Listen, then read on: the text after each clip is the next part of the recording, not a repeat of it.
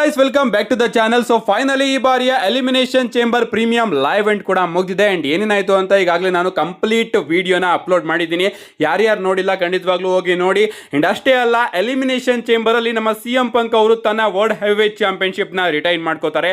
And ಅವರು retain ಮಾಡ್ಕೊಂಡ್ ಕೂಡಲೇ ನಮ್ಮ ರೋಮನ್ ರೈನ್ಸ್ ಅವರ ಕಡೆಯಿಂದ CM ಪಂಕ್ ಅವರಿಗೆ ಒಂದು ವಾರ್ನಿಂಗ್ ಕೂಡ ಬರುತ್ತೆ. ಸಿಂಪಲ್ ಆಗಿ ನಮ್ಮ ರೋಮನ್ ರೈನ್ಸ್ ಅವರು ಈ ಒಂದು ಟ್ವೀಟ್ ನ ಕೂಡ ಮಾಡ್ತಾರೆ. Not sure who looked more tired, the crowd or the champion, enjoy the final month of relevancy ಅಂತ ನಮ್ಮ ರೋಮನ್ ರೈನ್ಸ್ ಅವರು ಒಂದು ಟ್ವೀಟ್ ನ ಮಾಡ್ತಾರೆ. ಅಂದ್ರೆ ನನಗೆ ಅರ್ಥ ಆಗ್ತಾ ಇಲ್ಲ ಯಾರು ಸಿಕ್ಕಾಪಟ್ಟೆ ಟಯರ್ಡ್ ಆಗಿದ್ರು ಅಂತ. ಕ್ರೌಡ್ ಅಥವಾ ಚಾಂಪಿಯನ್ ನಿಜವಾಗ್ಲೂ ಗೊತ್ತಾಗ್ತಾ ಇಲ್ಲ. ಏನೇ ಆಗಲಿ ನಿನ್ನ ರೆಲೆವೆನ್ಸಿಯ ಕಡೆಯ ತಿಂಗಳನ್ನ ನೀನು ತುಂಬಾನೇ ಎಂಜಾಯ್ ಮಾಡು. ಯಾಕಂದ್ರೆ ಒಂದು ತಿಂಗಳಾದ್ಮೇಲೆ ಅದನ್ನೆಲ್ಲದನ್ನು ಕೂಡ ನಾನ್ ತಗೋತೀನಿ ಅಂತ ನಮ್ಮ ರೋಮನ್ ರೈನ್ಸ್ ಅವರು CM ಪಂಕ್ ಅವರಿಗೆ ಒಂದು ಖಡಕ್ ವಾರ್ನಿಂಗ್ ನ ಕೊಟ್ಟಿದ್ದಾರೆ. ಇನ್ನ ಎಲಿಮಿನೇಷನ್ ಚೇಂಬರ್ ನ ಎಂಡಿಂಗು ಯಾವ ರೀತಿ ಆಯ್ತು ಅಂತ ನಿಮ್ಮೆಲ್ಲರಿಗೂ ಕೂಡ ಗೊತ್ತೇ ಇರಬಹುದು. ನಮ್ಮ ಡ್ರೂ ಮ್ಯಾಕೆಂಟೈರ್ ಅವರ ಎಂಟ್ರಿ ಕೂಡ ನಮಗೆ ಚೇಂಬರ್ ಅಲ್ಲಿ ನೋಡೋದಕ್ಕೆ ಸಿಗುತ್ತೆ. ಅಂಡ್ ಡ್ರೂ ಮ್ಯಾಕೆಂಟೈರ್ ಅವರು ಬಂದು ಕೋಡಿ ರೋಡ್ಸ್ ಅವರ ಮೇಲೆ ಅಟ್ಯಾಕ್ ಮಾಡೋದಕ್ಕೆ ಟ್ರೈ ಮಾಡ್ತಾರೆ. ಬಟ್ ಕೋಡಿ ರೋಡ್ಸ್ ಅವರು ಡಾಜ್ ಮಾಡಿ ನಮ್ಮ ಡ್ರೂ ಮ್ಯಾಕೆಂಟೈರ್ ಅವರ ಮೇಲೆ ಅಟ್ಯಾಕ್ ಮಾಡೋದಕ್ಕೆ ಶುರು ಮಾಡ್ತಾರೆ. ಅಂಡ್ ಈ ಕಡೆ ನಮ್ಮ ರ್ಯಾಂಡಿ ಓರ್ಟನ್ ಅವರು ಕೂಡ ಬಂದು ಕೋಡಿ ರೋಡ್ಸ್ ಅವ್ರನ್ನ ಕಾಪಾಡೋದಕ್ಕೆ ಡ್ರೂ ಮ್ಯಾಕೆಂಟೈರ್ ಅವರಿಗೆ ಒಂದು ಆರ್ಕೆವನ್ನ ಕನೆಕ್ಟ್ ಮಾಡ್ತಾರೆ. ಅಂಡ್ ಆ ಕಡೆ ನಮ್ಮ ಕೋಡಿ ರೋಡ್ಸ್ ಅವರು ಕೂಡ ಡ್ರೂ ಮ್ಯಾಕೆಂಟೈರ್ ಅವರಿಗೆ ಒಂದು ಕ್ರಾಸ್ ರೋಡ್ ನ ಕನೆಕ್ಟ್ ಮಾಡ್ತಿದ್ ಕೂಡಲೇ ನಮ್ಮ ರ್ಯಾಂಡಿ ಓರ್ಟನ್ ಅವರು ಕೋಡಿ ರೋಡ್ಸ್ ಅವರಿಗೆ ಒಂದು ಆರ್ಕೆವನ್ನ ಕನೆಕ್ಟ್ ಮಾಡಿ ಈ ಒಂದು ಮ್ಯಾಚ್ ಅಲ್ಲಿ ವಿನ್ ಆಗಿದ್ದಾರೆ ಅಂತ ಹೇಳ್ಬೇಕು. ಏನೇ ಆಗ್ಲಿ ಹೊರಗಿನ ಜನಕ್ಕೆ ಅನ್ಸೋದೇನಪ್ಪಾ ಅಂದ್ರೆ ಡ್ರೂ ಮ್ಯಾಕೆಂಟೈರ್ ಅವರ ಕಾರಣದಿಂದನೇ ಕೋಡಿ ರೋಡ್ಸ್ ಅವರು ಸೋತೋದ್ರು ಅಂತ. ಅಂಡ್ ಅದೇ ರೀತಿ ಬ್ಯಾಕ್ ಸ್ಟೇಜ್ ಅಲ್ಲಿ ನಮ್ಮ ನಿಕ್ ಆಲ್ಡಿಸ್ ಅವರು ಸಿಕ್ಕಾಪಟ್ಟೆ ಕೋಪ ಮಾಡ್ಕೊಂಡು ಬಂದು ಡ್ರೂ ಮ್ಯಾಕೆಂಟೈರ್ ಅವರಿಗೆ ಬೈತಾ ಇರ್ತಾರೆ. ಲಿಟರಲಿ ಅವರು ಯಾವ ವರ್ಡ್ ನ ಯೂಸ್ ಮಾಡ್ತಾರೆ ಗೊತ್ತಾ? ನೀನೇನ್ ಮಾಡ್ತಾ ಇದೆ ಅಲ್ಲಿ, ಯು ಸನ್ ಆಫ್ ಎ ಬಿಚ್ ಅಂತ ಅವರು ಯೂಸ್ ಮಾಡ್ತಾರೆ. ಲಿಟರಲಿ ಈ ರೀತಿ ಹಾರ್ಶ್ ವರ್ಡ್ ನ ನಮ್ಮ ನಿಕ್ ಆಲ್ಡಿಸ್ ಅವರು ಡ್ರೂ ಮ್ಯಾಕೆಂಟೈರ್ ಅವರಿಗೆ ಹೇಳ್ತಾರೆ. ಅಂದ್ರೆ ನಾನು ನಿಂಗೆ ತಿಳಿಸಿದ್ದೆ ಅಲ್ಲಿಗೆ ಹೋಗ್ಬೇಡ, ಅವ್ರ ಪಾಡಿಗೆ ಅವರು ಮ್ಯಾಚ್ ನ ಆಡ್ಲಿ ಬಿಡು ಅಂತ. ಬಟ್ ನೀನು ಮಾಡಿದ್ನೇ ಮಾಡ್ತಾ ಇದೀಯಾ ಹಾಗೆ ಹೀಗೆ ಅಂತ ಕಿತ್ತಾಡೋದಕ್ಕೆ ಕೂಡ ಹೋಗ್ತಾರೆ. ಬಟ್ ಸೆಕ್ಯೂರಿಟಿ ಗಾರ್ಡ್ಸ್ ಗಳು ಹಾಗೆ ನಮ್ಮ ಆಡಮ್ ಪೇರ್ಸ್ ಅವರು ಬಂದು ನಮ್ಮ ನಿಕ್ ಆಲ್ಡಿಸ್ ಅವ್ರನ್ನ ತಣ್ಣಗ್ ಮಾಡಿ ಅಲ್ಲಿಂದ ಕರ್ಕೊಂಡು ಹೋಗ್ತಾರೆ.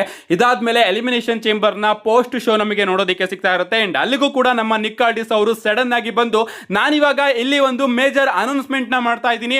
ಡ್ರೂ ಮ್ಯಾಕೆಂಟೈರ್, ನಾನು ನಿನಗೆ ತುಂಬಾ ಸಲ ವಾರ್ನಿಂಗ್ ನ ಕೊಟ್ಟೆ, ಬಿಲ್ಡಿಂಗ್ ಇಂದ ಹೋಗು, ಇಂಟರ್ಫರೆನ್ಸ್ ನ ಮಾಡಬೇಡ, ನಿನ್ ಪಾಡಿಗೆ ನೀನು ಇರು, ಹಾಗೆ ಹೀಗೆ ಎಲಿಮಿನೇಷನ್ ಚೇಂಬರ್ ಅಲ್ಲಿ ನೀನು ಹೋಗ್ಬೇಡ, ಯಾರು ಡಿಸರ್ವಿಂಗೋ ಅವರು ಗೆಲ್ತಾರೆ, ನಿನ್ ವಿರುದ್ಧನೇ ಬರ್ತಾರೆ ಅಂತ. ಬಟ್ ನೀನು ನನ್ನ ಮಾತನ್ನ ಕೇಳಲಿಲ್ಲ.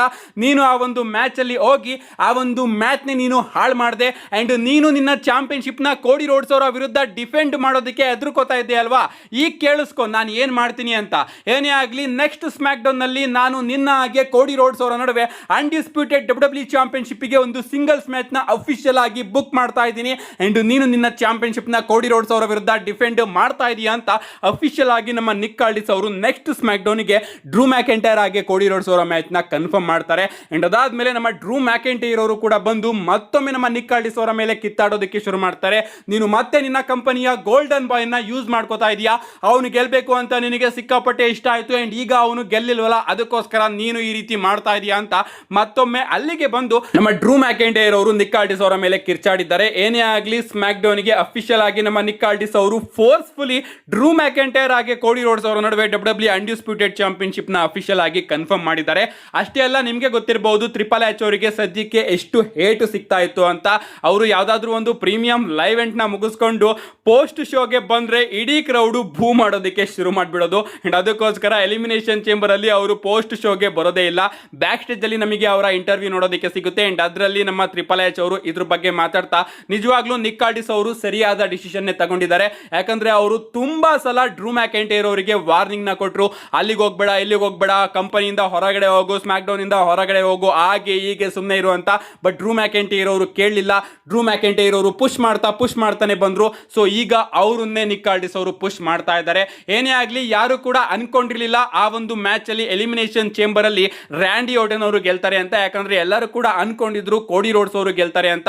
ಬಟ್ ಈಗ ವೈಪರ್ ರ್ಯಾಂಡಿ ಓರ್ಟನ್ ಅವರು ಗೆದ್ದಿದ್ದಾರೆ. ಅಂಡ್ ಅವರು ರಸಲ್ ಮೇನಿಯಾ ಮೇನ್ ಇವೆಂಟ್ ಗೆ ಹೋಗ್ತಾ ಇದ್ದಾರೆ. ಅಂಡ್ ಅನ್ಫಾರ್ಚುನೇಟ್ ಆಗಿ ಈಗ ಕೋಡಿ ರೋಡ್ಸ್ ಅವರು ರಸಲ್ ಮೇನಿಯಾ ಮೇನ್ ಇವೆಂಟ್ ನ ಮಿಸ್ ಮಾಡ್ಕೋತಾ ಇದ್ದಾರೆ. ಬಟ್ ಅವರ ಬಳಿ ಈಗ ಸ್ಮ್ಯಾಕ್ ಡೌನ್ ಅಲ್ಲೂ ಕೂಡ ಒಂದು ಚಾನ್ಸ್ ಇದೆ, ಹಾಗೆ ಹೀಗೆ ಅಂತ ನಮ್ಮ ಟ್ರಿಪಲ್ ಎಚ್ ಅವರು ಕೋಡಿ ರೋಡ್ಸ್ ಅವರ ಬಗ್ಗೆನೂ ಕೂಡ ಹೇಳಿದ್ದಾರೆ ಅಂತ ಹೇಳ್ಬೇಕು. ಏನೇ ಆಗ್ಲಿ elimination chamber premium live event ಕೂಡ ಅದ್ಭುತವಾಗಿತ್ತು. ಅಂಡ್ ಶೋ ಮುಗಿದ ಮೇಲೂ ಕೂಡ ಸಿಕ್ಕಾಪಟ್ಟೆ ಕೇಯಾಸ್ ಗಳು ನಮಗೆ ಶೋ ಅಲ್ಲಿ ನೋಡೋದಕ್ಕೆ ಸಿಕ್ಕಿತ್ತು. ಇದ್ರ ಬಗ್ಗೆ ನೀವೇನಂತೀರಾ? ನಮ್ಮ ನಿಕ್ ಆಲ್ಡಿಸ್ ಅವರು ಮಾಡಿದ್ದು ಸರಿನಾ? ಡ್ರೂ ಮ್ಯಾಕೆಂಟೈರ್ ಆಗಿ ಕೋಡಿ ರೋಡ್ಸ್ ಅವರ ಮ್ಯಾಚ್ ನ ಫೋರ್ಸ್ಫುಲಿ ಬುಕ್ ಮಾಡಿ ನಿಮ್ಮ ಅನಿಸಿಕೆನ ಕಮೆಂಟ್ ಮಾಡಿ.